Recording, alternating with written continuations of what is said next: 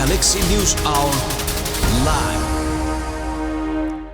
नेपालीको भान्सामा 12 महिना पाक्ने आलु प्याज होस् कि सिजनमा पाक्ने काउली र सिमी, पहाडमा पाइने कुरिलोदेखि तराईमा हुने सिमसाग, हामीलाई मनपर्ने सबै खालका तरकारी नेपालमै उत्पादन हुन्छ।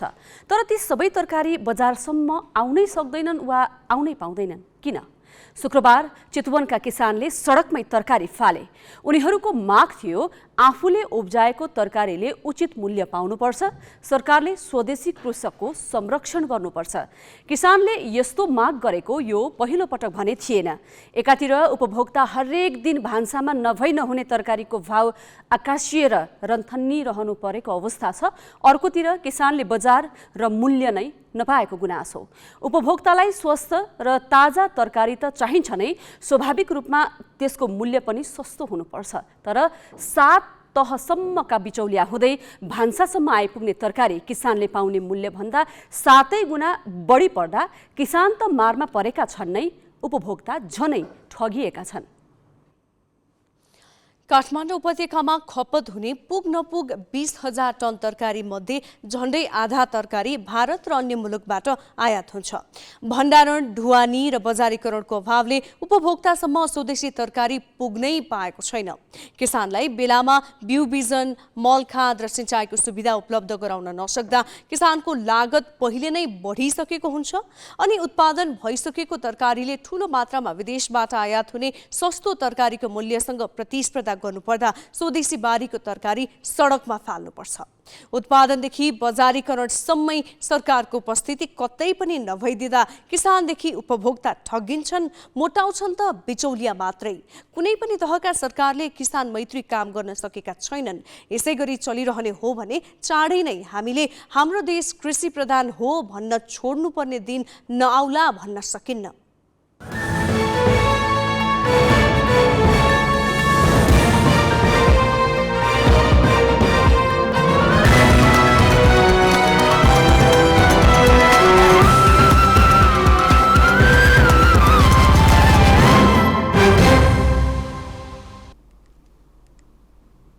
नमस्कार, यो हो गैलेक्सी न्यूज आवर। अब हेडलाइंस।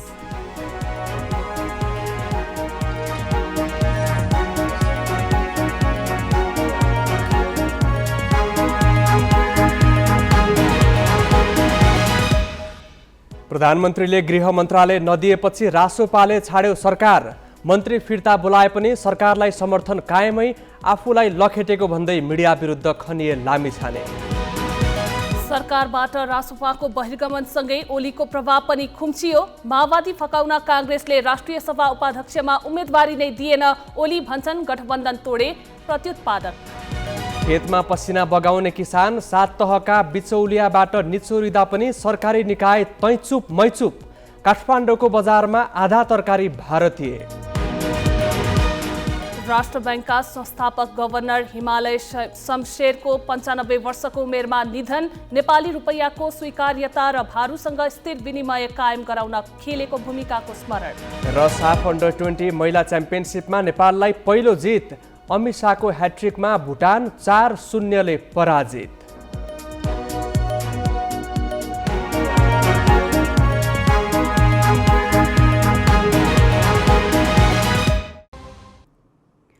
राष्ट्रिय स्वतन्त्र पार्टी नेपाली राजनीतिमा पुरानो दल होइन।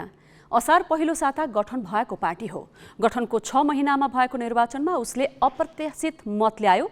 प्रत्यक्षतर्फ 720 सिट जित्यो, 7 सहित 20 सिट जित्यो। प्रतिनिधि सभाको चौथो शक्तिका रूपमा स्वतन्त्र पार्टी पुस 11 गते सरकारमा सहभागी भयो। पार्टी सभापति रवि लामिछाने उपप्रधान तथा गृहमन्त्री भए। तर सर्वोच्च अदालतको आदेशमा माघ 13 मा लामिछानेले सबै पद गुमाए। उनै लामिछानेको पार्टी आज सरकारबाट बाहिरिएको छ। नागरिकता विवादमा लामिछानेले माघ 13 गते सर्वोच्चको आदेशमा सांसद पद गुमाए। उनी त्यसै दिन उपप्रधानमन्त्री तथा गृहमन्त्री पनि रहेनन्। अमेरिकी नागरिकता त्यागे पनि नेपाली नागरिकता पुनः कायम गराउन प्रक्रिया अगाडि नबढाएको भनेर सर्वोच्चले लामिछानेलाई पदमा रहन अयोग्य भन्यो। सर्वोच्चको आदेशको 48 घण्टा नबित्दै लामिछानेले जिल्ला प्रशासन कार्यालय काठमाडौँ पुगेर नेपाली नागरिकता पुनः कायम गराए। त्यसपछि उनी प्रधानमन्त्री पुष्पकमल दाहाललाई भेट्न बालुवाटार पुगे। दाहाल सामु उनले आफूलाई गृह मन्त्रालय फर्काउन आग्रह गरे, तर सांसद पद गुमाएकाले र राहदानीका विषयमा पनि प्रश्न उठेकाले दाहालले मानेनन्। त्यसपछि लामिछाने एमाले अध्यक्ष केपी शर्मा ओलीको निवास बालकोट पुगे। ओलीले लामिछानेको पार्टीलाई नै गृह मन्त्रालय दिन दाहालमाथि दबाव बढाए। दाहालले मानेनन्। लामिछानेले अमेरिकी नागरिकता नत्यागेकै अवस्थामा नेपाली राहदानी बनाएको विषय बाहिर आयो। यो फौजदारी कानून आकर्षित हुने तथा प्रहरीले अनुसन्धान गर्ने विषय भएको भनी दाहालले माओवादी केन्द्रको पदाधिकारी बैठकबाट सर्वोच्चको आदेशको पूर्ण पाठ नआएसम्म गृह मन्त्रालय आफैसँग राख्ने निर्णय गराए। त्यसपछि लामिछानेले माघ 19मा केन्द्रीय समिति र संसदीय दलको संयुक्त बैठक राखे। 4 घण्टा चलेको बैठकमा सरकारमा बस्ने नबस्ने विषयमा मत बाझियो। बैठकले प्रधानमन्त्री दाहाललाई 2 दिनको अल्टिमेटम दियो, तर यो अवधिमा स्वतन्त्र पार्टीको मागबारे सत्ता गठबन्धनमा छलफल भएन। शनिबार अपराह्न लामिछानेले फेरि प्रधानमन्त्री दाहाललाई भेटे। प्रधानमन्त्रीले उनको कुरा मानेनन्। त्यसपछि स्वतन्त्र पार्टीले शनिबार राति नै आकस्मिक बैठक राख्यो। बैठकमा कुनै निर्णय भएन। आइतबार अपराह्न फेरि बैठक बस्यो। सांसदहरू प्रतिनिधि सभाको बैठकमा नगई पार्टीको बैठकमा सहभागी भए। केन्द्रीय समिति र संसदीय दलको 3 घण्टा लामो बैठकले सरकारबाट बाहिरिने निर्णय लियो। बैठकपछि सञ्चारकर्मीमाझ प्रस्तुत भएका लामिछानेले सरकारबाट अलग हुने निर्णयमा प्रधानमन्त्रीमाथि भने कुनै असन्तुष्टि पोखेनन्। अब त्यही पत्रिका आउँछ। अब प्रधानमन्त्रीलाई टेन्सन के भयो भने प्रधानमन्त्रीज्यू केही होइन, हामीलाई यो प्राप्त गर्न केही गाह्रो हुन्न भनेर हुन्छु। अब प्रधानमन्त्रीको अगाडि यत्रो ठुलो हेडलाइन भएको कान्तिपुर अन्नपूर्ण भन्छ रवि लामिछानेको स्वार्थको द्वन्द्वले अब त्यो प्रधानमन्त्री बिचरा ओहो अब यसलाई राख्यो भने त यसले मलाई ठोक्छ, मलाई सिद्ध्याउँछ। सातो लिएका छन् यिनीहरूले। For what? के को लागि? 4 वर्ष अगाडि मैले आफैले भनिसकेको कुराको लागि सातो लिएको। अब मलाई तपाईँहरूले गर्ने भने के र? अब यो पार्टीबाट निकाल्नुहुन्छ, देशबाट निकाल्नुहुन्छ, त्यति त बाँकी होला नि। म तयार छु। हेर्नुहोस्, राजनीति भनेको कुनै पनि व्यथिति विरुद्ध लड्नको लागि लडिने हो। हिजोको दिनको व्यथिति राणा शासन थियो होला, अर्को दिनको व्यथिति शाही शासन थियो होला, अहिलेको व्यथिति मिडियाको व्यथिति छ। यो कुरा नोट गरेर राख्नुहोस्। सरकारमा राष्ट्रिय स्वतन्त्र पार्टीका तर्फबाट डीपी अर्याल श्रम रोजगार तथा सामाजिक सुरक्षा र शिशिर खनाल शिक्षा मन्त्री तथा डाक्टर तोसीमा कार्की स्वास्थ्य राज्य मन्त्री थिए। अर्याल समानुपातिक तथा खनाल र कार्की प्रत्यक्ष निर्वाचित सांसद हुन्। पार्टीको निर्णयपछि उनीहरूले मन्त्री पदबाट राजीनामा दिए। गठनको 6 महिनामा अप्रत्याशित मतसहित प्रतिनिधि सभाको चौथो दल बनेको राष्ट्रिय स्वतन्त्र पार्टी 42औं दिनमा सरकारबाट अलग भएको छ। सरकारबाट बाहिरिए पनि उसले प्रधानमन्त्रीलाई दिएको समर्थन भने फिर्ता लिएको छैन। ग्यालेक्सी फोकेका लागि क्यामेरामा सबिन महर्जनका साथमा प्रशान्त ठाकुरको रिपोर्ट। राजनीतिक यात्रामा उतार चढाव सामान्य हो। सत्ता र बहिर्गमनलाई राजनीतिक कर्मीले सामान्य परिघटनाको रूपमा लिनुपर्छ। तर 42 दिनमै सत्ताबाट बहिर्गमित हुनुलाई राष्ट्रिय स्वतन्त्र पार्टीका सभापति रवि लामिछानेले स्वाभाविक रूपमा ग्रहण गर्न सकेनन्। उनले आफ्ना विरुद्ध आवाज उठाउने खास गरी सञ्चार माध्यममाथि 2 घण्टाभन्दा बढी समय लगाएर आक्रोश पोखेका छन्। सरकारबाट बाहिरिने निर्णय सुनाउन पत्रकार माझ लामिछाने आफै प्रस्तुत भए। उनले नागरिकता प्रकरणमा कैफियत थियो भनेर यसअघि नै स्वीकारेका हुन्। त्यसैमा टेकेर मन्त्री छाड्नु परेको आक्रोश उनले सिधा कुरा गर्छु भन्दै पोख्न भ्याए। पत्रकार सम्मेलनमा उनले नागरिकता र राहदानी प्रकरणमा प्रक्रियागत त्रुटि गरेको तर कसैको केही बिगार नगरेको भन्दै आफ्नो बचाउ गरे। 14 वर्ष बसेको देशबाट त्यसै कागज च्यातेर निस्कन मिल्दैन थियो। मेरो ऋण थियो, मेरा केही सम्पत्तिहरू थिए, बिजनेस थियो, सबै चिजलाई ठिकठाक गरेर आउनको लागि समय लाग्थ्यो। त्यो समय लाग्दै गर्दा म आफ्नो देशलाई चाहिने लाइसेन्स, आफूलाई चाहिने पासपोर्टहरू बनाउँदै गर्छु भनेर सोझो चिताएर राम्रोसँग काम गर्छु भन्ने सोच बनाएर मैले त्यसरी लिएँ, जसको मैले प्रयोग गरिनँ। मैले त्यसलाई लिएँ। मैले कसको कहाँ के बिगारेँ हो, त्यो प्रक्रियागत रूपमा त्यो सही थिएन। त्यसको कानुनी झमेला मैले झेल्नुपर्छ। म त्यो कानुनबाट उन्मुक्ति हुनुपर्छ भन्ने मान्छे होइन। मलाई अझ कानुन नै संशोधन गरेर भए पनि सजाय दिइयोस्, म तयार छु। सर्वोच्च अदालतको आदेशपछि सांसद, उपप्रधानमन्त्री तथा गृहमन्त्री र पार्टी सभापति गुमाएका लामिछानेले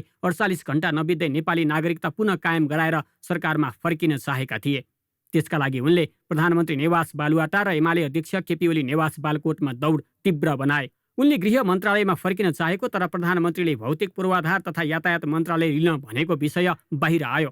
तर लामिछानेले प्रधानमन्त्रीसँगको छलफलमा भौतिक पूर्वाधार मन्त्रालयबारे कुरै नउठेको तर सञ्चार माध्यमले आफू खुसी हेडलाइन बनाएको भन्दै रोष पोखे। पहिला बराबर कानुन सबैलाई बराबर हुन्छ, कानुन एउटालाई पनि अलग गर्न पाइँदैन। न्यायको सिद्धान्तले कसैलाई पनि यसो भनेर मलाई उन्मुक्ति दिनु भनेको होइन, मलाई उन्मुक्ति दिनु हुँदैन भने कसैलाई पनि उन्मुक्ति दिनु हुँदैन। कानुनको शासन बनाउनु पर्छ। गृह मन्त्रालयमा म त्यही चिज स्थापित गर्न खोज्दै थिएँ, त्यसैको गन्ध दुर्गन्ध उहाँसम्म पुग्यो। त्यस कारणले कन्फ्लिक्ट अफ इन्ट्रेस्ट हुन्छ। पिरहरू केही छैन, देशमा यत्रा मुद्दा छन्, यत्रा चिजहरू छन्। गृह मन्त्रालयमा रवि गयो कन्फ्लिक्ट इन्ट्रेस्ट, जाने भयो। मैले कहाँ भने प्रधानमन्त्री र मेरो बिचमा भएको कुरा, प्रधानमन्त्री त्यहीँ हुनुहुन्छ, म यहीँ छु। प्रधानमन्त्रीले बोल्नु भएको छैन, मैले बोलेको छैन, मिडियामा आइसक्यो। प्रधानमन्त्री र रवि बिच कुनै भौतिक पूर्वाधार दिने मन्त्रालय जाने आयो, कसले लेख्नु भएको छ? त्यो लाज लाग्दैन तपाईँहरूलाई? असार पहिलो साता राजनीतिमा होमिनु अघि लामिछाने सञ्चार माध्यममै थिए। कार्यक्रम सिधा कुरा मार्फत आफ्नै शैलीमा समस्याको उठान गरी नागरिकको पीडालाई स्थान दिन्थे। उनैले आइतबार आफ्नो नागरिकता र राहदानीको विषयलाई नियतवश उछालेको भनी केही सञ्चार माध्यममाथि आक्रोश पोखे। उनले आफ्ना विरुद्ध लेख्ने सञ्चार माध्यमका सञ्चालकलाई चुनावमा प्रतिस्पर्धा गर्न चुनौती समेत दिए। कन्फ्लिक्ट अफ इन्ट्रेस्टको कुराकानी गरौँ। पावर भनेको कि नेपालको मिडियालाई रिजाएर मात्र पावर गेन गर्ने, नेपालको मिडियालाई रिजाए, नेपालको मिडियाले चाहे मात्र चलाउने। देश चलाउने हो भने चुनाव लड्न आउनुहोस्, चितवन 2 मसँग चुनाव लड्न आउनुहोस्। कैलाश सिरेवा आउने हो कि रामेश्वर थापा आउने हो कि अमित ढकाल आउने हो कि शिव गाउँले आउने हो कि को आउने हो, चुनाव लड्न आउनुहोस्। देश तपाईँले चलाउने होइन, तपाईँले आफ्नो मिडिया चलाउने हो। इथिक्स तपाईँहरूलाई पनि लाग्छ, मलाई मात्र इथिक्स लाग्दैन। अदालतलाई प्रभाव पार्न एउटै कुरा 4 चोटि 5 चोटि निरन्तर तपाईँले लेख्नु भएको छ।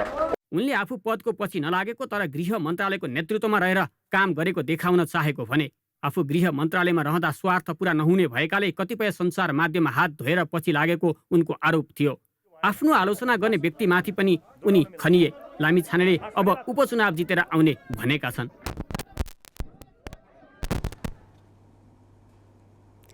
राष्ट्रिय स्वतन्त्र पार्टीका सभापति रवि लामिछानेको अभिव्यक्तिलाई लिएर नेपाल पत्रकार महासंघले गम्भीर ध्यानाकर्षण भएको जनाएको छ। पत्रकार सम्मेलन मार्फत लामिछानेले नेपाली सञ्चार क्षेत्रप्रति आधारहीन र पूर्वाग्रही आरोप लगाएको महासंघको ठहर छ। महासंघले लामिछानेको अभिव्यक्तिलाई लिएर सार्वजनिक गरेको प्रेस विज्ञप्तिमा उनको धम्कीपूर्ण अभिव्यक्ति प्रेस स्वतन्त्रतामाथिको गम्भीर प्रहार भएको उल्लेख गरेको छ। संसदको चौथो ठूलो दलका सभापति तथा उपप्रधान तथा गृहमन्त्री भइसकेका व्यक्तिले सञ्चार क्षेत्रप्रति संयम गुमाएर अभिव्यक्ति दिनु समग्र सञ्चार क्षेत्रमाथिको प्रहार भएको महासंघको भनाइ छ। सञ्चार प्रतिष्ठान सञ्चारकर्मीको नामै किटेर सार्वजनिक रूपमा धम्की दिनुले असुरक्षा बढेको चिन्ता व्यक्त गर्दै महासंघले कुनै अप्रिय घटना भएमा त्यसको जिम्मेवारी सभापति लामिछाने र राष्ट्रिय स्वतन्त्र पार्टीले लिनुपर्ने प्रस्ट्याएको छ। लामिछानेको धम्कीपूर्ण अभिव्यक्तिको निन्दा गर्दै महासंघले आफ्नो अभिव्यक्ति फिर्ता लिएर प्रेसको संवैधानिक अधिकारको सम्मान गर्न माग समेत गरेको छ। माओवादी केन्द्रलाई नेपाली कांग्रेस नेतृत्वको गठबन्धनबाट निकालेर सरकारको नेतृत्वमा पुर्याउन अगुवाई गर्ने मुख्य पात्र हुन् नेकपा एमालेका अध्यक्ष केपी शर्मा ओली। माओवादी केन्द्रका अध्यक्ष पुष्पकमल दाहाललाई प्रधानमन्त्री बनाउन बहुमत सांसदको समर्थन जुटाउने अगुवाई ओलीले गरेका हुन्। सरकार निर्माणदेखि सरकारको न्यूनतम साझा कार्यक्रम निर्माणमा हावी भएका उनै ओली सत्ता गठबन्धनमा कमजोर बन्न पुगेका छन्। आफूले नचाहँदै राष्ट्रिय स्वतन्त्र पार्टी सरकारबाट अलग हुनुलाई पनि गठबन्धनमा ओली कमजोर बनेको रूपमा लिइएको छ। राष्ट्रिय स्वतन्त्र पार्टी, राष्ट्रिय प्रजातन्त्र पार्टी, जनता समाजवादी, जनमत र नागरिक उन्मुक्ति पार्टीका प्रमुख नेतालाई पुस 10 मा ओलीले बालकोट स्थित आफ्नो निवासमा क्षणभरमै भेला गराएर दाहालको पक्षमा उभिए। सरकारको न्यूनतम साझा कार्यक्रम तर्जुमा र सार्वजनिक कार्यक्रममा पनि ओली नै हावी भए। मन्त्रालय भागबण्डामा पनि ओली नै केन्द्रमा रहे। त्यही कारण दाहाल प्रधानमन्त्री भए पनि ओलीलाई सुपर प्रधानमन्त्रीसम्म भनियो। बालुवाटारभन्दा बालकोट शक्ति केन्द्र बन्यो। स्वयं प्रधानमन्त्री दाहालले नै यो महसुस गरे। आफूमाथि ओली हावी भएको अनुभव गरेरै प्रधानमन्त्री दाहालले पुस 26 मा नेपाली कांग्रेसको विश्वासको मत लिए। उनले त्यसपछि राष्ट्रपतिलाई लिएर बोली फेर्न थाले। पुस 10 मा ओलीसँग राष्ट्रपति एमालेलाई दिन भद्र सहमति गरेका दाहालले कांग्रेसको टेको पाएपछि कुनै लिखित सहमति नभएको भन्न थाले। यसले ओली सशंकित भए। तैपनि ओलीले गठबन्धनको उच्च स्तरीय संयन्त्रको संयोजकका नाताले दाहाललाई आफूले चाहे अनुसार काम गराउन, नागरिकता विवादमा सबै पद गुमाएका रवि लामिछानेलाई नेपाली नागरिकता पुनः कायम भएपछि गृह मन्त्रालयमा फर्काउन जोडबल गरिरहे। उनले गृह मन्त्रालय राष्ट्रिय स्वतन्त्र पार्टीलाई दिलाउन पटक पटक बालुवाटार पुगे। पूर्व सहमति अनुसार गृह मन्त्रालय स्वतन्त्र पार्टीले पाउनुपर्ने र त्यो पार्टीले कसलाई मन्त्री बनाउँछ भन्ने कुरा अरूका लागि टाउको दुखाइको विषय होइन भनेर लामिछानेलाई सिंहदरबार फर्काउन ओलीले सार्वजनिक रूपमा समेत दबाब दिए। हामीले गृह मन्त्रालय राष्ट्रिय स्वतन्त्र पार्टीलाई दिया हौँ। राष्ट्रिय स्वतन्त्र पार्टीले रवि लामिछानेलाई गृहमन्त्री बनाउनुपर्छ आफ्नो अध्यक्षलाई भनेको हो पहिले पनि। अहिले पनि हामीले दिएको गृह मन्त्रालय त सहमति त राष्ट्रपालाई हो। अब उनीहरूलाई गृह मन्त्रालय नदिने एकतर्फी रूपमा छुट्टै ढङ्गको निर्णय हुने भन्ने कुरा चाहिँ त्यसले अप्ठ्यारो पैदा गर्छ। तर दाहालले ओलीको कुरा सुनेनन्। उनले स्वतन्त्र पार्टीलाई गृह मन्त्रालय दिन मानेनन्। स्वतन्त्र पार्टीले दिएको 2 दिनको अल्टिमेटमको अवधिमा ओली फेरि बालुवाटार पुगे। उनले सत्ता साझेदार दलको बैठक राख्न भने, तर दाहालले बैठक राख्न आवश्यक ठानेनन्। गृह मन्त्रालय नपाएकै कारण राष्ट्रिय स्वतन्त्र पार्टी सरकारबाट अलग भयो। दाहालले सत्ता साझेदार दलको बैठक राख्न नमान्नु र राष्ट्रिय स्वतन्त्र पार्टीलाई गृह मन्त्रालय दिन नमान्नुलाई सत्ता गठबन्धनमा ओली कमजोर बनेको रूपमा अर्थ्याइएको छ। दाहालले सत्ता साझेदार दलको एकता जोगाउन आफै लाग्ने भनेका छन्। अब मेरो कोसिस त थियो राष्ट्रिय सहमति नै गरौँ भनिरहेको छु भने त हाम्रो सत्ता साझेदारको बिचको एकतालाई त जसरी पनि बचाउन पर्छ भन्ने नै हो मेरो। अदालतको निर्णयपछि पक्कै पनि उहाँहरूलाई अलि असहज त भएकै थियो। उहाँसँग फेरि भेटेर कुरा गर्छु। ओली गृह मन्त्रालय माओवादी केन्द्रसँग रहोस् भन्ने चाहँदैनन्। गृहसँग राज्य संयन्त्रका महत्त्वपूर्ण सूचना हुन्छन्। माओवादी केन्द्रले गृह सम्हाल्दा ओली ती सूचनाबाट वञ्चित हुन्छन्। त्यसैले पनि उनको जोड राष्ट्रिय स्वतन्त्र पार्टीलाई दिलाउनुमै थियो। आफूले नचाहँदै स्वतन्त्र पार्टी सरकारबाट बाहिरिएको विषयमा ओलीले औपचारिक जानकारी नरहेको भन्दै प्रतिक्रिया दिन मानेनन्। रासोपाले सरकारबाट बाहिरिने निर्णय गरेछ के भन्नुहुन्छ? प्रधानमन्त्रीले मैले फकाउने कोसिस गर्दा गर्दै सफल भएन भन्नु। मैले औपचारिक रूपमा थाहा पाएको छैन।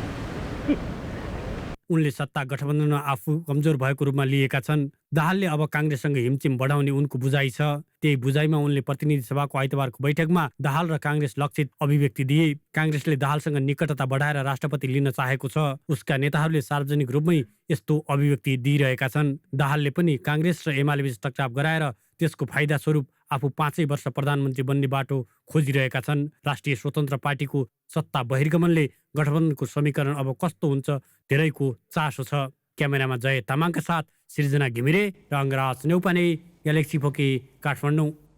अब केही न्युज संक्षेपमा। नेपाली काङ्ग्रेसका केन्द्रीय सदस्य उमेश श्रेष्ठ चितवन 2बाट आफूलाई निर्वाचित भएको घोषणा गर्न माग गर्दै निर्वाचन आयोगमा निवेदन दिएका छन्। चितवन 2बाट प्रतिनिधि सभामा निर्वाचित राष्ट्रिय स्वतन्त्र पार्टीका सभापति रवि लामिछानेले नागरिकताको मुद्दामा सांसद पद गुमाएपछि श्रेष्ठले आफूलाई स्वतः निर्वाचित भएको घोषणा गर्न निवेदन दिएका हुन्। उनले लामिछानेको नागरिकतालाई लिएर उजुरी परे पनि आयोगले समयमै निर्णय नगर्दा आफू अन्यायमा परेको भनेका छन्। आयोगले भने श्रेष्ठलाई सांसद निर्वाचित भएको घोषणा गर्न नसक्ने जवाब दिएको छ। लामिछानेले सांसद पद गुमाएको अवस्थामा चितवन 2मा उपनिर्वाचन गर्न बाहेक कानूनमा अर्को विकल्प नरहेको आयोगको भनाइ छ। परराष्ट्र मन्त्री बिमला राई पौड्यालले दक्षिण एसियाली क्षेत्रीय सहयोग सङ्गठन सार्कलाई सक्रिय बनाउन सबै सदस्य मुलुक सकारात्मक रहेको बताएकी छिन्। श्रीलङ्काको मैत्रीपूर्ण भ्रमण गरेर आज स्वदेश फर्किएकी परराष्ट्र मन्त्री पौड्यालले कुनै पनि सदस्य मुलुकले सार्क चाहिँदैन नभनेको बताइन्। श्रीलङ्काको 75औं स्वतन्त्रता दिवसमा सहभागी हुने क्रममा आफ्नो भएको साइडलाइन भेटवार्तामा सदस्य मुलुकका विदेश मन्त्रीले सार्कका विभिन्न संयन्त्रलाई सक्रिय बनाउनु पर्नेमा जोड दिएको बताइन्। मन्त्री पौडेलले भारतका विदेश राज्य मन्त्री तथा बङ्गलादेश, मालदिप्स र श्रीलङ्काका विदेश मन्त्रीसँग छुट्टै भेटवार्ता गरेकी थिइन्। आफूसँगको कुराकानीमा मालदिप्सले ठूलो सङ्ख्यामा चिकित्सक र नर्स आपूर्ति गर्न माग गरेको मन्त्री पौडेलले जानकारी दिइन्। कैलालीको टिकापुर घटनामा दोषी ठहर भएका पूर्व सांसद रेशम चौधरी जोडिएको मुद्दामा पक्षलाई सर्वोच्च अदालतले झिकाउन आदेश दिएको छ। न्यायाधीशहरू टङ्कबहादुर मोक्तान र मनोज कुमार शर्माको संयुक्त इजलासले आज पूर्व सांसद चौधरीको पुनरावेदनमा प्रत्यर्थी झिकाउने आदेश गरेको हो। सर्वोच्चले तल्लो अदालतको फैसला चित्त नबुझाएर पुनरावेदन गर्नेका विपक्षीहरूलाई झिकाउनु भनी आदेश गरेको छ।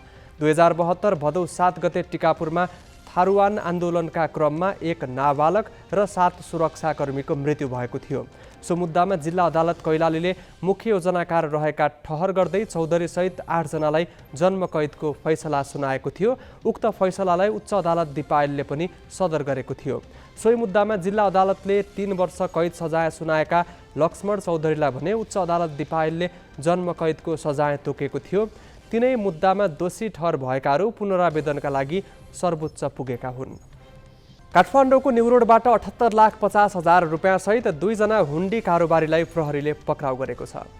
काठमाडौँ उपत्यका अपराध अनुसन्धान कार्यालयको टोलीले आज कैलालीका 23 वर्षीय किशोर चौधरी र 59 वर्षीय दिपेन्द्र बहादुर मल्ललाई पक्राउ गरेको हो।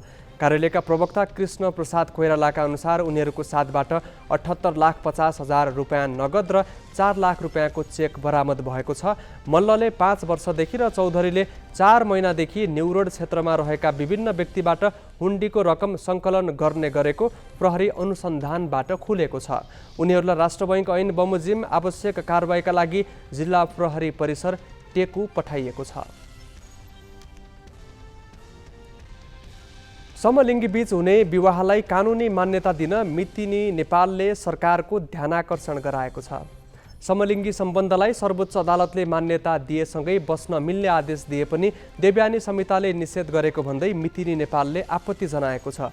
संस्थाले 1 दशक अगाडि नै मुद्दा हालेर समलिङ्गी सम्बन्धलाई कानुनी वैधता दिने निर्णय गराए पनि विवाह सम्बन्धी व्यवस्थाले त्यसलाई नचिनेको बताएको छ। संविधानमा व्यवस्था भएको मौलिक हक र देव्यानी संहिता बाजिएको भन्दै मितिनी नेपाल र महिला कानुन तथा विकास मञ्चले सरकारलाई विपक्षी बनाएर हालेको रिटमा सर्वोच्च अदालतले कारण देखाउ आदेश जारी गरेकामा कानुन जटिलता पन्छाइदिन उनीहरूले सरकारको ध्यानाकर्षण गराएका हुन्।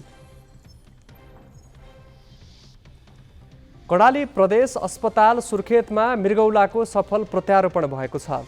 शहीद धर्मभक्त राष्ट्रिय प्रत्यारोपण केन्द्रका कार्यकारी निर्देशक डाक्टर पुकार चन्द्र श्रेष्ठ र कर्णाली प्रदेश अस्पतालका चिकित्सकको संयुक्त टोलीले नवलपरासीका एक व्यक्तिमा मृगौलाको सफल प्रत्यारोपण गरेको हो।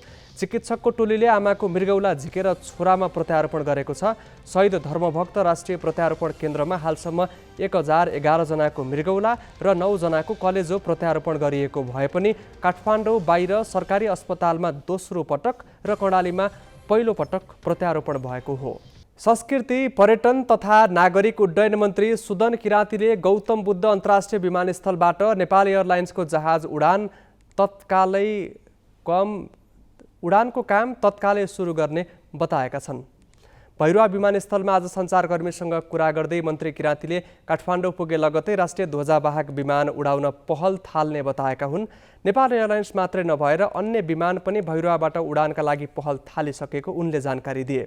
श्रीलङ्का भ्रमणका बेला परराष्ट्र मन्त्री मार्फत पनि कोलम्बो भैरवा कोलम्बो उडानका लागि पहल भएको मन्त्री किराँतीले बताए। भैरुवा विमानस्थलमा हालसम्म 154 अन्तर्राष्ट्रिय उडान र अवतरण भएका छन् भने 32,000 यात्रुले सेवा लिएका छन्।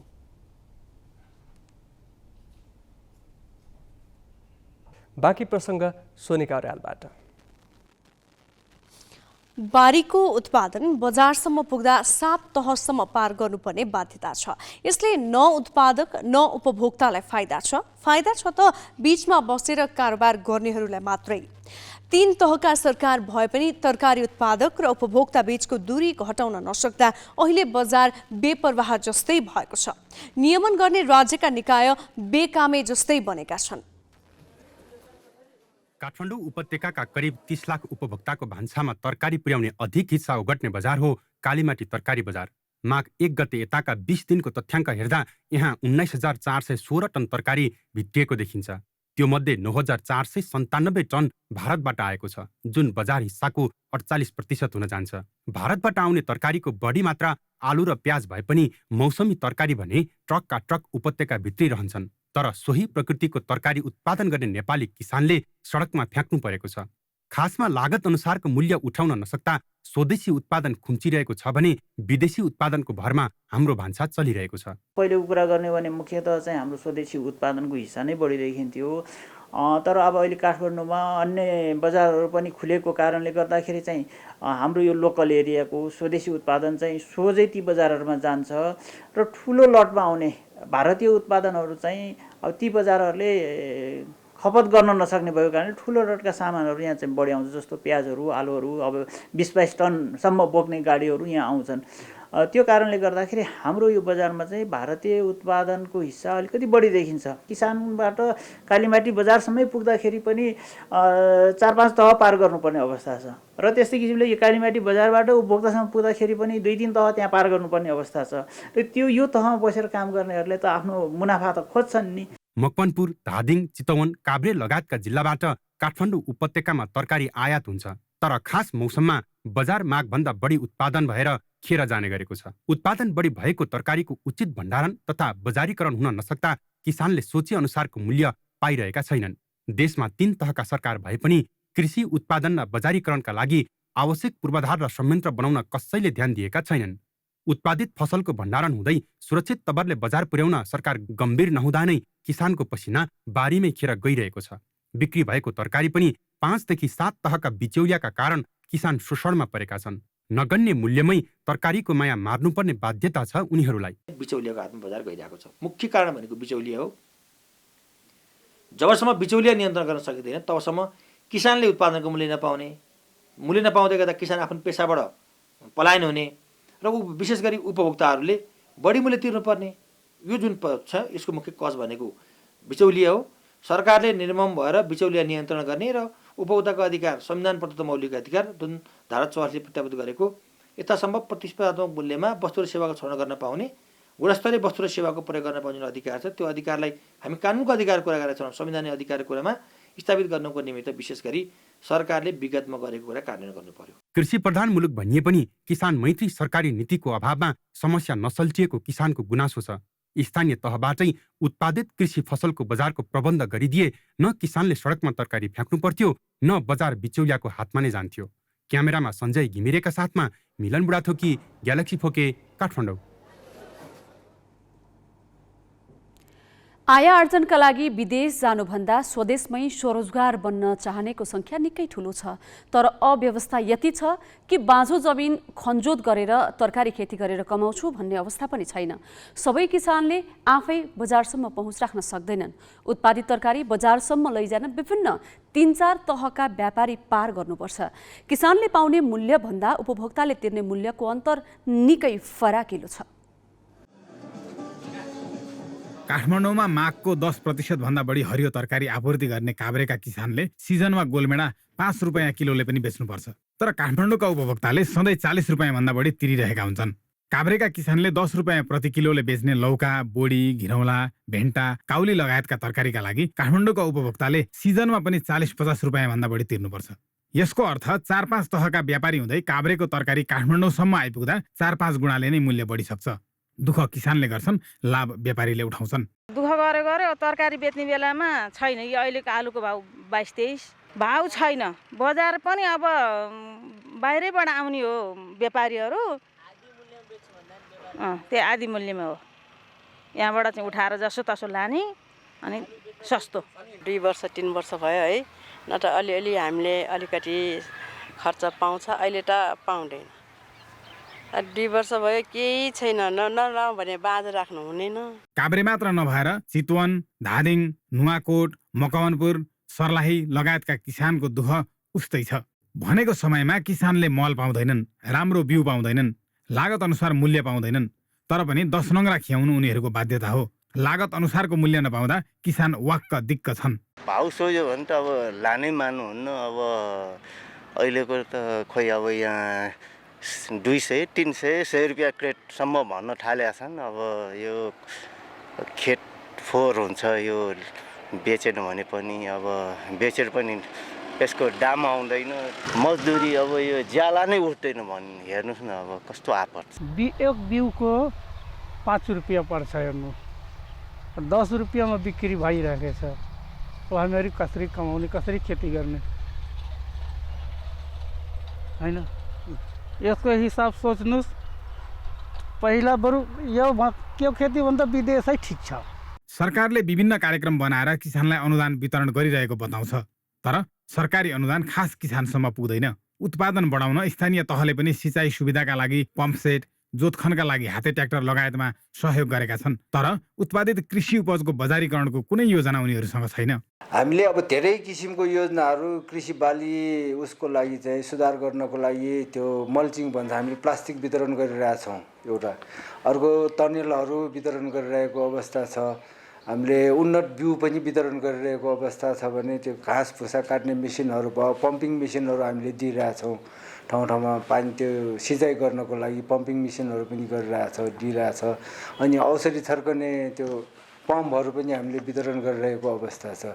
धेरैवटा कार्यक्रम चाहिँ कृषक लक्षित भएर चाहिँ हामीले काम गरिरहेको अवस्था छ। सिँचाइलाई मेन जोड दिएका छौँ सिँचाइलाई, त्यसपछि कृषि यान्त्रिकरणमा हामीले जोड दिएका छौँ र कृषि यान्त्रिकरण अन्तर्गत जोत्ने र काट्नेसम्म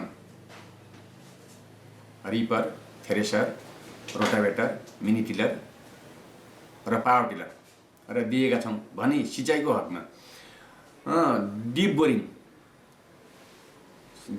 स्यालो ट्युबवेल र मोटर, पम्पसेट र पाइप र पक्की कुलोहरू निर्माण र आरसिसी पोखरी निर्माण सम्बन्ध हामी यस शाखाबाट चाहिँ सञ्चालन गर्दै आइरहेका छौँ। वास्तविक किसान सबैतिरबाट प्रताडित छन्। मल, बिउ तथा सिँचाइ अभाव, कृषि मजदुर नपाइनु, उच्च ज्याला लगायतका समस्याबाट चेपिएका किसानले उत्पादन गरेको कृषि उपजको मूल्य भने व्यापारीले तोक्छन्। किसान चुपचाप व्यापारीले तोकेको मूल्यमा आफ्नो उत्पादन बेच्न बाध्य हुन्छन्। 7-8 तहका व्यापारीले नाफा खाँदै उपभोक्तासम्म पुग्दा मूल्य उच्च हुन्छ। एकातिर उत्पादनका लागि पसिना बगाउने किसानले लागत अनुसार मूल्य पाएका छैनन् भने अर्कातिर सरकारले बजार व्यवस्था कायम राख्न नसक्दा उपभोक्ताले चर्को मूल्य तिर्नु परिरहेको छ। सरकारले उत्पादन, भण्डारण, प्रशोधन र बजारीकरणका लागि माटो सुहाउँदो नीति नबनाएसम्म कृषि क्षेत्र निर्वाहमुखी भन्दा माथि उठ्न सक्ने देखिँदैन। चितवनबाट हिरालाल आचार्य, काभ्रेबाट पूजन धिताल र दाङबाट रोशनमान श्रेष्ठको सहयोगमा ग्यालेक्सी फोके, जिल्ला ब्युरो, काठमाडौँ। अब केही न्युज संक्षेपमा।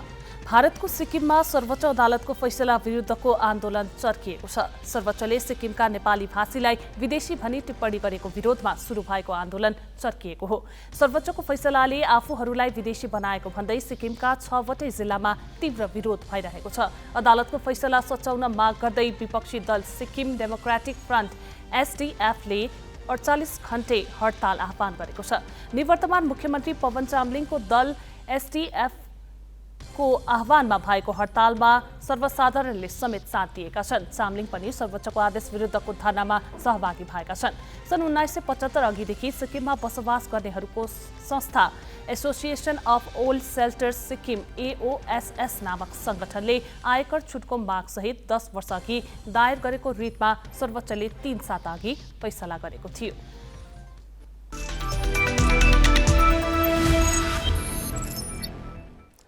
बीस वर्ष मुनिको साफ महिला च्याम्पियनसिप फुटबलमा नेपालले भुटानलाई 4-0 गोलको फराकिलो अन्तरले हराएको छ।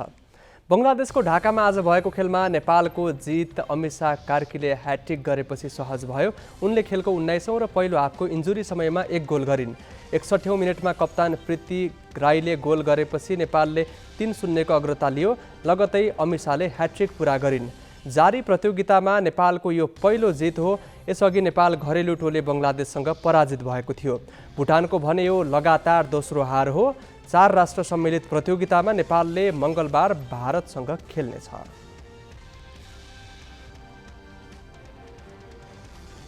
डिफेन्डिङ च्याम्पियन एपिएफ र new diamond sports club KNP महिला राष्ट्रिय भलिबल प्रतियोगिताको उपाधिका लागि भिड्ने भएका छन्।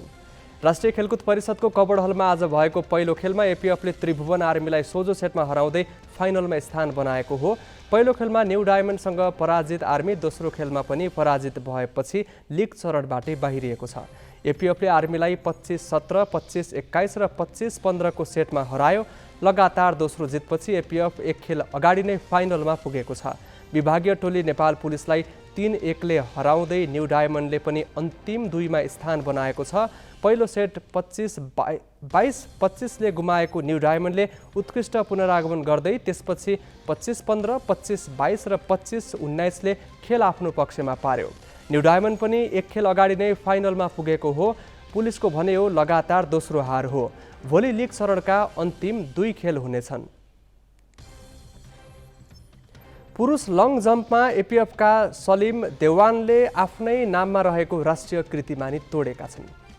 त्रिपुरेश्वर स्थित दशरथ रङ्गशालामा आज भएको गोल्डन एथलेट मिट प्रतियोगितामा देवानले 7 मिटर 9 सेन्टिमिटर दूरी तय गर्दै कृतिमानी सुधार गरे। लुम्बिनीका सुदीप थारू दोस्रो, प्रहरीका मिथुन चौधरी तेस्रो भए। त्यस्तै पुरुष 10,000 मिटर दौडमा पर्वतका तीर्थ पुनले स्वर्ण जिते। एपिएफका राजेन्द्र तामाङ दोस्रो र सन्तोष विक्रम विष्ट तेस्रो भए। महिला 10,000 मिटर दौडमा प्रहरीकी रेखा विष्टले स्वर्ण, दोलखाकी अन्जु खड्काले रजत र प्रहरीकी सुमिगा चौधरीले कांस्य जिते। महिला 1500 मिटर दौडमा नेपाल प्रहरीकी राममाया बुढाले स्वर्ण, एपिएफकी फुलमती राणाले रजत र आशा रावतले कांस्य जिते। त्यस्तै प्रतिस्पर्धाको पुरुषमा प्रहरीका नागेश्वर ऐरले स्वर्ण, एपिएफका सञ्जीव नेपालीले रजत र विकेश घिमिरेले कांस्य जिते। महिला हाइजम्पमा लमजुङकी सीमा श्रेष्ठले 1 मिटर 36 सेन्टिमिटर उचाइ नाग्दै पहिलो भइन्। प्रहरीकी लक्ष्मी साउद दोस्रो र बिर्सना फोयाल तेस्रो भए।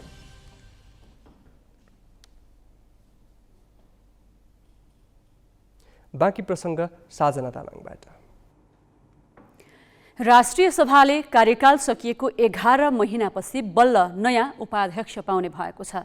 शशिकला दहालको 4 वर्ष कार्यकाल सकिएपछि गत वर्ष फागुन 20 गतेदेखि उपाध्यक्ष पद खाली छ।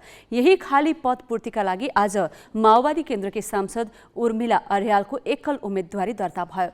सत्ता गठबन्धनमा माओवादी केन्द्रको भागमा परेकाले कांग्रेसले उम्मेदवारी दिएन।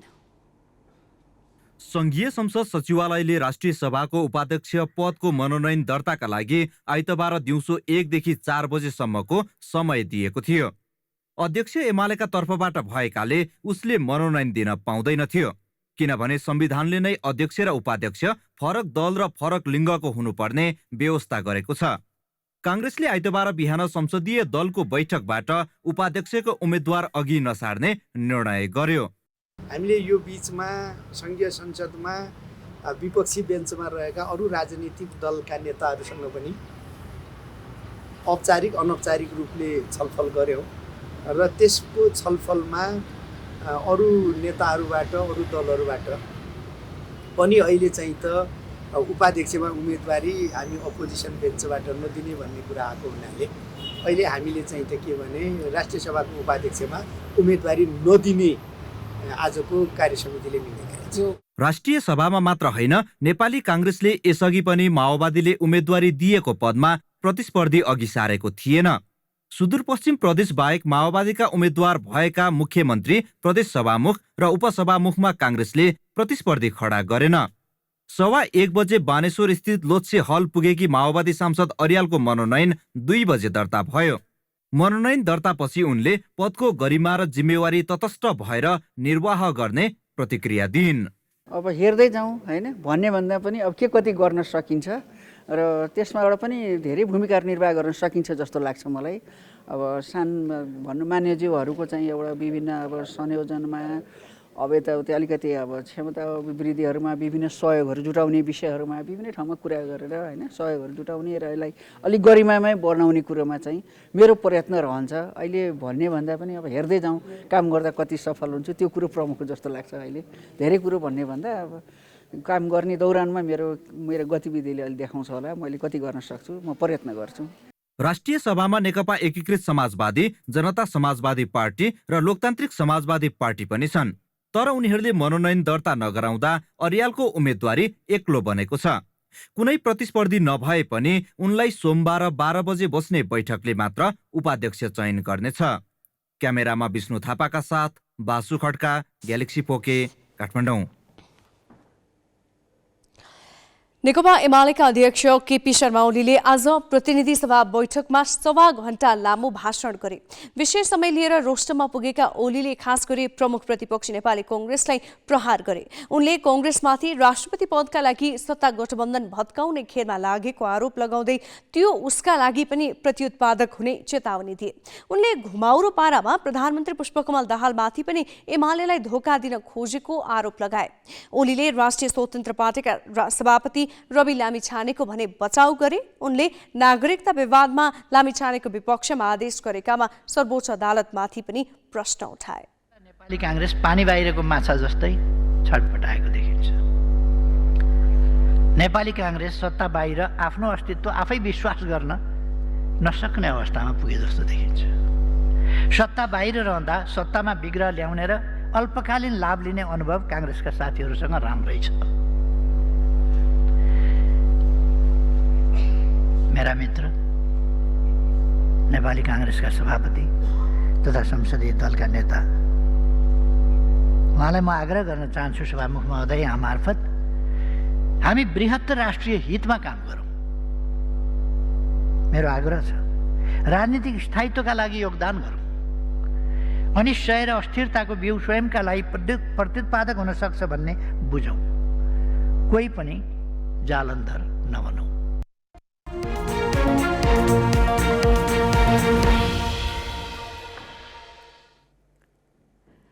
आधुनिक विश्वमा एउटा देश बन्न जनसङ्ख्या र भूगोलले मात्र पुग्दैन, त्यसभित्र निश्चित राजनीतिक, सामाजिक र आर्थिक व्यवस्था हुनुपर्छ। हाम्रा सामाजिक व्यवस्था प्राचीन कालदेखि चलिआएका छन्, तर राजनीतिक र आर्थिक व्यवस्था बेला बखत बदलिरहन्छन्। हामी कहाँ आर्थिक व्यवस्था जति स्थायी देखिएका छन्, राजनीतिक व्यवस्था त्योभन्दा कैयौँ गुणा बढी अस्थिर छ। आधुनिक नेपालको यो स्थायी र दिगो आर्थिक व्यवस्थाको जग बसाउने एक हस्तीले आइतबार संसारबाट बिदा लिए। देश जहनिया व्यवस्थाबाट भर्खरै शासकीय स्थिति प्रजातन्त्रको अभ्यासमा रूपान्तरण हुँदै थियो। नयाँ व्यवस्था कसरी अघि बढाउने भन्ने अन्यल चारैतिर थियो। त्यस्तो बेला राष्ट्रको ढुकुटी चलाउने मात्र होइन, थैलो भर्ने दायित्वको भारी बोक्न तयार भएर उभियो एउटा 24 वर्षीय ठिटो। काठमाडौँको रानी पोखरीको छेउमा दरबार हाई स्कुल पढेर हुर्किएको त्यही लक्का जवान प्रजातन्त्रपछि स्थापना भएको अर्थ मन्त्रालयको पहिलो अर्थ सचिव बन्यो। राणा प्रधानमन्त्री देव शमशेरको कुलमा जन्मिएका तिनै हिमालय शमशेर जवराले जीवनको 96औं वसन्त कुर्दा कुर्दै आइतबार बिहान आफ्नो नश्वर देह त्याग गरे। आधुनिक नेपालमा अर्थतन्त्र र आर्थिक प्रशासन यन्त्रको जग हाल्न उनको बराबर योगदान अरू कसैको छैन। उनले बजेटरी र मौद्रिक प्रणालीको स्थापना गराए। 2008 मङ्सिर 13 गते अर्थ मन्त्रालयको सचिव बनेका उनले सुवर्ण शमशेर, केशव शमशेर र स्वयं प्रधानमन्त्री मातृका प्रसाद कोइरालालाई पनि राष्ट्रको ढुकुटी सञ्चालन गर्न सिकाएर सघाए।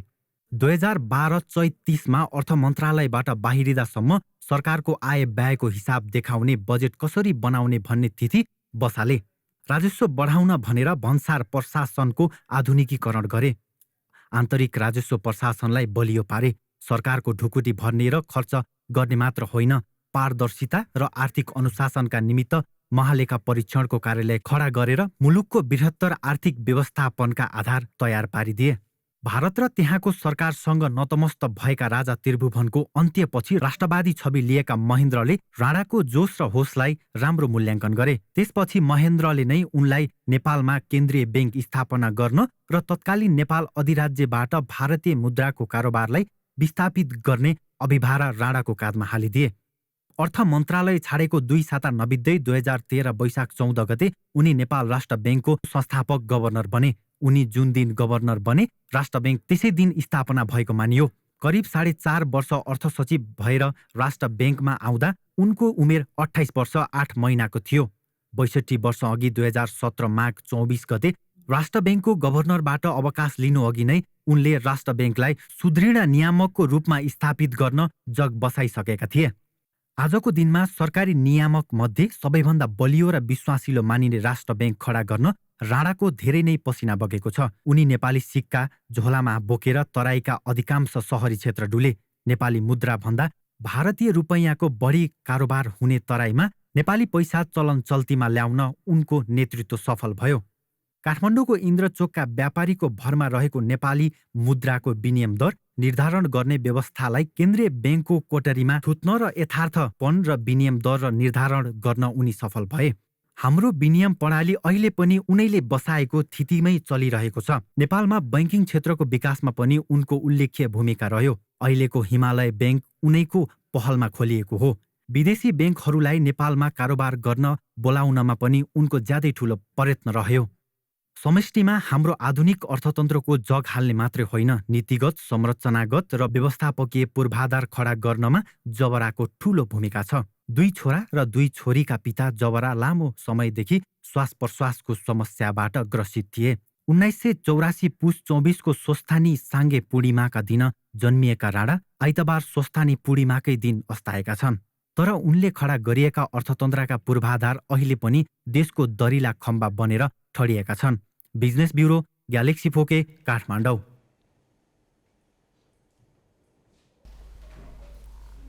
हामी ग्यालेक्सी न्युज आवरको अन्त्यमा छौं। जाँदा जाँदै हेडलाइन्स।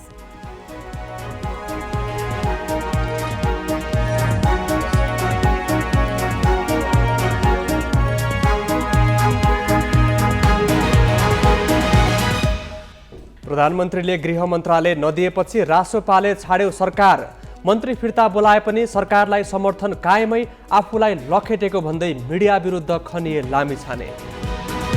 सरकारबाट रासोपाको बहिर्गमनसँगै ओलीको प्रभाव पनि खुम्चियो। माओवादी फकाउन काङ्ग्रेसले राष्ट्रिय सभा उपाध्यक्षमा उम्मेदवारी नै दिएन। ओली भन्छन् गठबन्धन तोडे प्रतिपादन। खेतमा पसिना बगाउने किसान 7 तहका बिचौलियाबाट निचोरिँदा पनि सरकारी निकाय तैचुप मैचुप। काठमाडौँको बजारमा आधा तरकारी भारतीय। राष्ट्र ब्याङ्कका संस्थापक गभर्नर हिमालय शमशेरको 95 वर्षको उमेरमा निधन। नेपाली रुपैयाँको स्वीकार्यता र भारूसँग स्थिर विनिमय कायम गराउन खेलेको भूमिकाको स्मरण। र साफ अन्डर 20 महिला च्याम्पियनसिपमा नेपाललाई पहिलो जित। अमिसाको ह्याट्रिकमा भुटान 4-0 पराजित।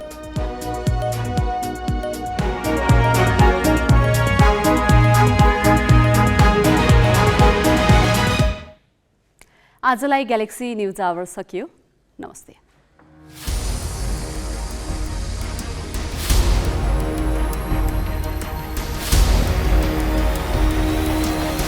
This is Galaxy News Hour Live.